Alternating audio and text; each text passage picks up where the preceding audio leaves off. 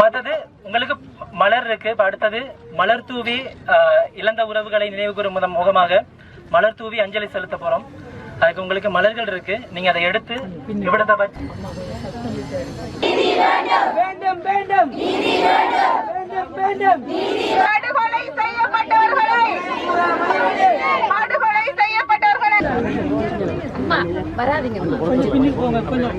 வச்சு கொஞ்சம் பின்னுக்கு போய்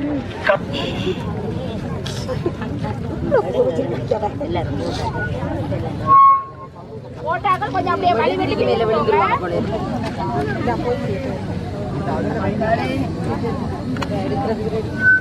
நிமித்தி வைக்காட்டி பரவாயில்ல, சரிச்சா வைங்க, பரவாயில்ல சரிச்சு வைங்க,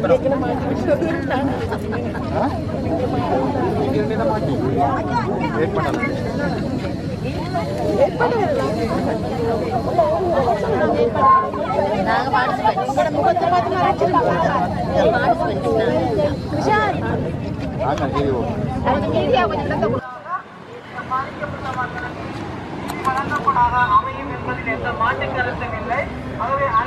வேண்டும் வேண்டும் வேண்டும் வேண்டும் படுகொலை செய்யப்பட்டவர்களுக்கான நீதி வேண்டும். படுகொலை செய்யப்பட்டவர்களுக்கான நீதி வேண்டும்.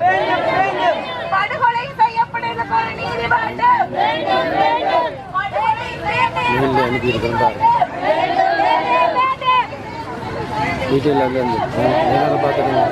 பார்த்துருங்க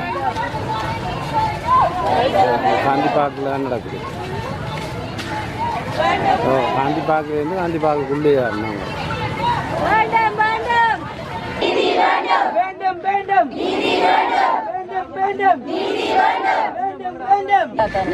நீதி கோரிய முகவாகவும்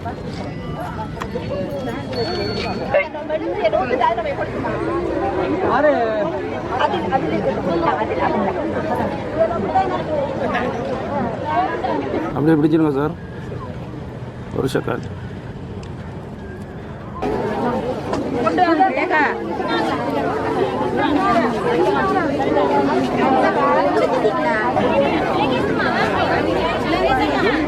திருகோணமலை, மட்டக்களப்பு, அம்பாறை மாவட்டங்களை சார்ந்த செயற்பாட்டாளர்கள், பாதிக்கப்பட்ட மக்கள், ஊடகவியலாளர்கள், மனிதுரிமை செயற்பாட்டாளர்கள், மனிதுரிமை பாதுகாவலர்கள், மத பெரியார் மற்றும் பொதுமக்கள் இணைந்து இந்த கிழக்கு மாகாணத்துக்கான நினைவேந்தல் நிகழ்வினை மட்டக்களப்பு மாவட்டத்தில் இருக்கக்கூடிய காந்தி பூங்காவில் இன்று அனுஷ்டித்துக் கொண்டிருக்கின்றோம். பிரச்சனை இன்று 76 வருடகாலம் கடந்த நிலையிலும் தமிழ் மக்களுக்கான அரசியல் தீர்வு என்பது இன்று வரை ஒரு எட்டாக்கனியாகவே இருந்து கொண்டு வருகிறது. அந்த அடிப்படையில் இன்று வரைக்கும் இந்த வடகிழக்கில் இருக்கக்கூடிய மக்கள் தங்களின் அரசியல் தீர்வுக்காக பல வகையான முயற்சிகளையும் தேசிய ரீதியாகவும் சர்வதேச ரீதியாகவும் பல முயற்சிகளை முன்னெடுத்து கொண்டு வருகின்றார்கள்.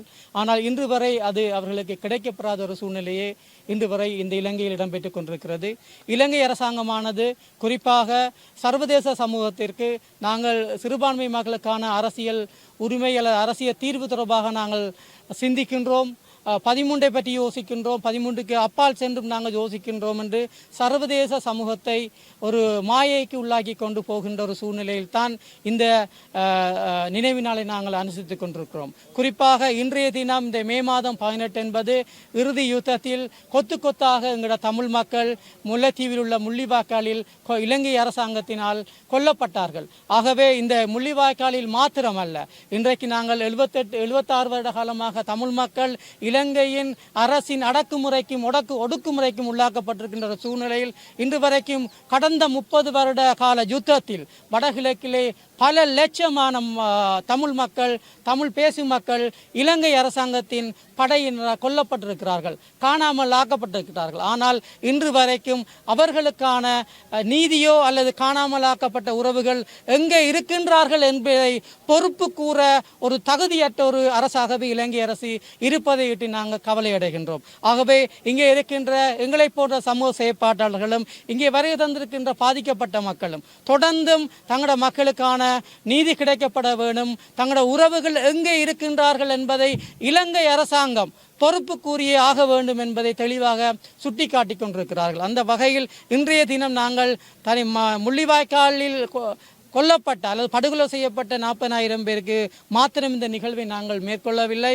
இன்றைய தினம் ஒரு சர்வதேச ரீதியாக, இந்த தேசிய ரீதியாக தமிழின படுகொலை தினம் என இது சர்வதேச ரீதியாக அங்கீகரிக்கப்பட வேண்டும் என்பதை நாங்கள் இந்த மே தினம் மே 18 நாளை நாங்கள் வலியுறுத்துகின்றோம்.